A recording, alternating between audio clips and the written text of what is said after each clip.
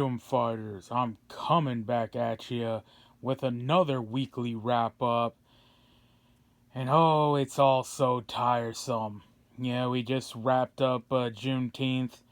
How'd that go for y'all? I mean, I'm not even gonna go there. I'm not even gonna cover that right now or talk about that whole thing. But I'm gonna cover the updates. You know, the state of the world, the World War III updates, and all the craziness, and tell you that you need to get ready for it and how to get ready for it. And if you're a viewer of this channel, you probably already know about that and are well on your path to waking up or getting prepared or stuff like that. And if you're new here, definitely drop the like and share the content, and please subscribe to the channel. We almost hit our 1K mark. And then follow me on True Social and X. But anyway, I'm going to cover these, state of the world, World War III, what's going on. And, we've all seen the back and forth, trading of missile attacks between Israel and Iran.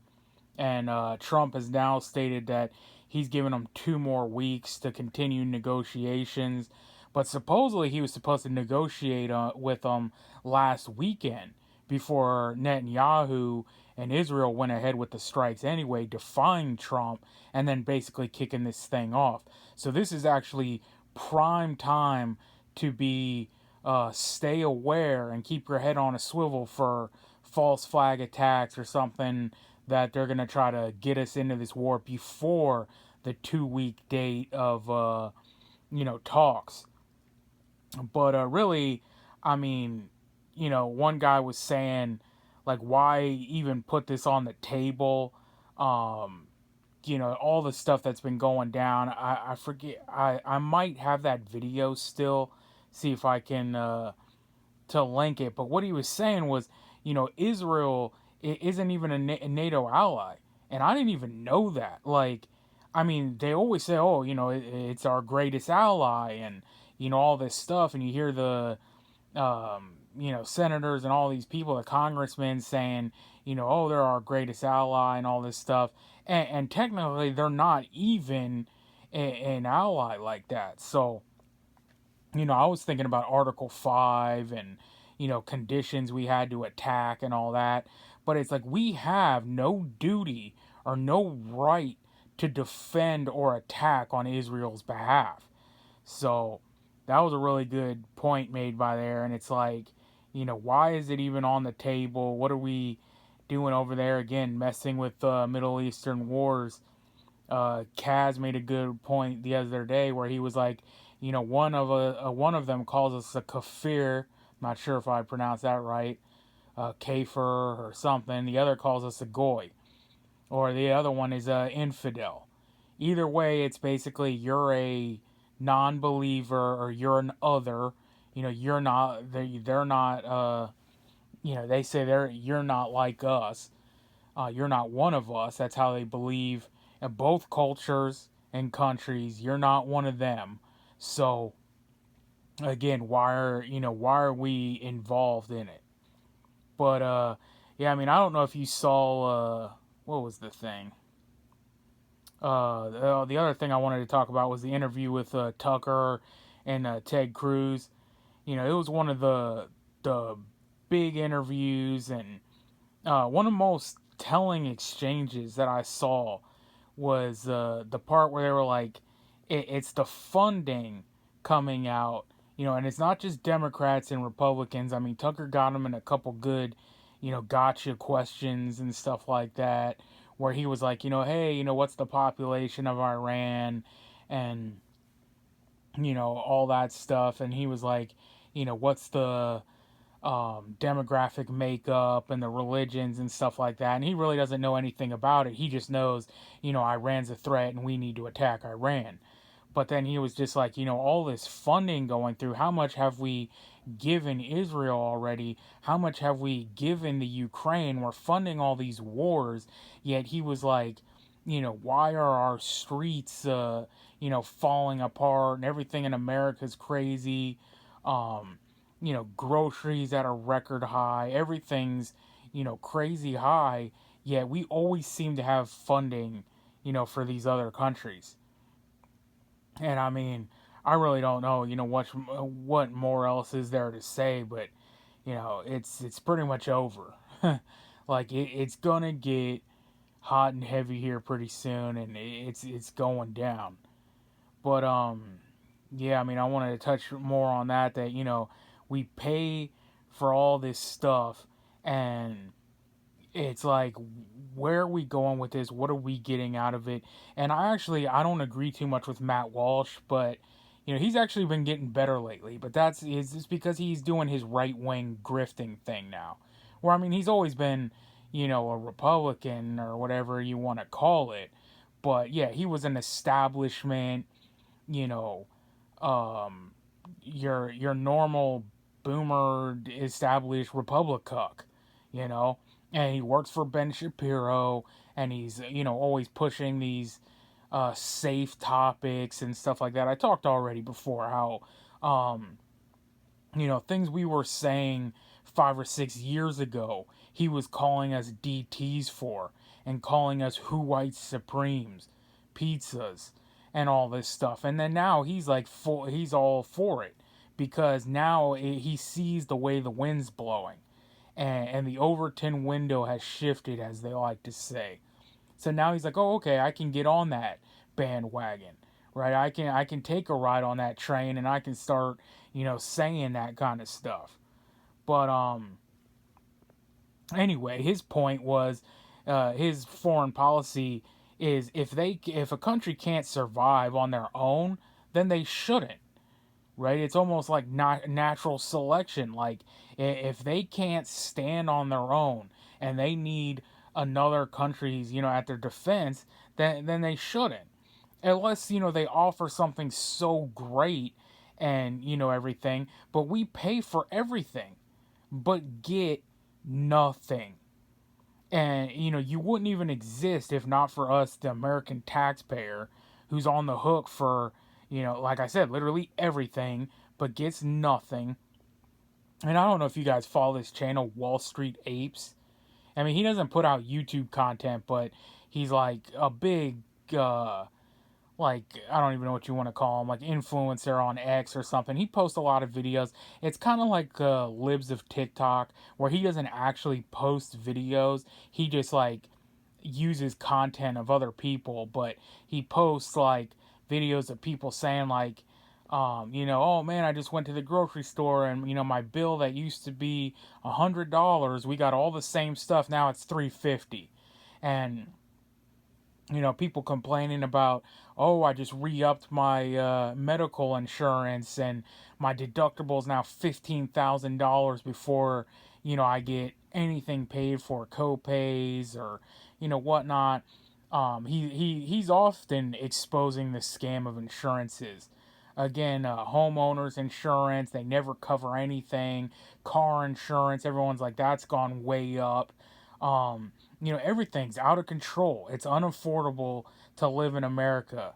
Housing and everything else, it's just crazy. And he covers a lot of that stuff and shows the frustration and the feeling going through the populace of the American people.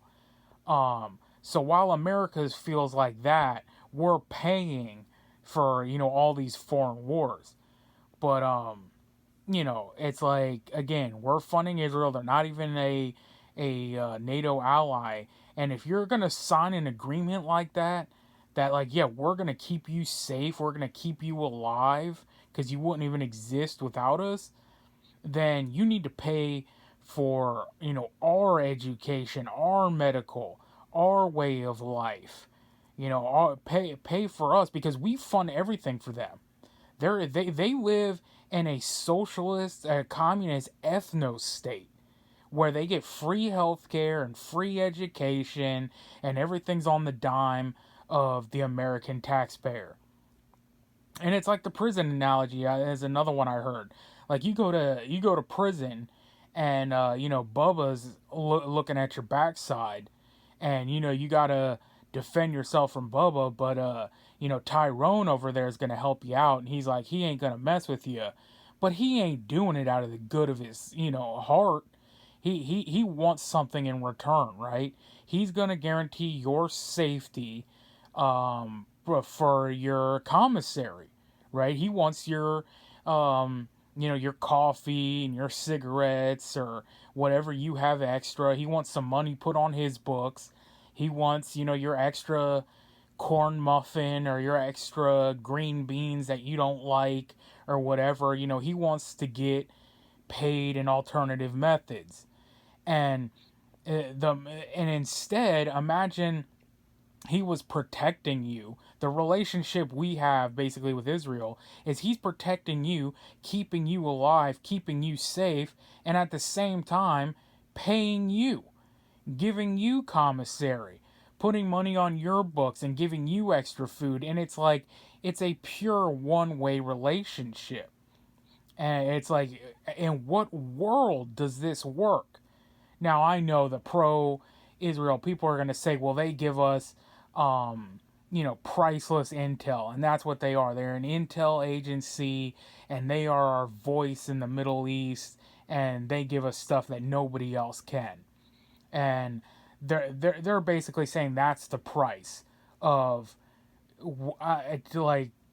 total freedom, billions, if not trillions of dollars worth of weapons equipment, the Iron Dome, THAAD missile protection systems, top of the line upgraded aircraft, all this stuff. And just to get intel and, word in the middle of the East, in the Middle East. And like I said in that interview with Tucker and Ted Cruz, he was also saying like, oh, you guys, spy on us and all that, or do they spy on us? And he was talking about like that. Would your greatest ally even be spying on you? He's like, Mossad is not just going around to our adversaries; they're doing it to us as well. And Ted Cruz just kind of brushed it off as like, yeah, well, everybody kind of does it, but and I see the psyops even further. I see down the road. That's how you have to look at these things. And I can see, Tucker running for like president, and people forget his CIA connections, or Candace. There's this MAGA rift now, this split of who's who, and going against Trump, and they're breaking off and they're getting ready for I think they're getting ready for their political future, their political runs in 28, because they're going to put forth JD Vance. They've already talked about like Don Jr. or Eric Trump, something like that. And they're going to want alternative people. They've said Marco Rubio and stuff like that as well. And I believe like Tucker and these alternative people are going to come in there as the pushback against the Trump administration. But it's all going to be theater as well. That's the thing you have to understand. They're all in the playbook. They're, like I said, they're all part of a team that you and I aren't on. And, I don't even think Nick can run yet. Nick from America First, but when he's of age, I could see him running. But I had a conversation with someone a while back saying, well, who would you actually vote for? Who do you think can solve this country or do right? And I was telling about people I listen to or whatnot, but I'm like, man, I really don't think you can turn, you can't turn the ship around. The ship has sailed, and he was talking about Nick, and I like his content and stuff like that. He makes good little clips, and I don't agree with everything he says, but I actually see Nick being a real statesman, right?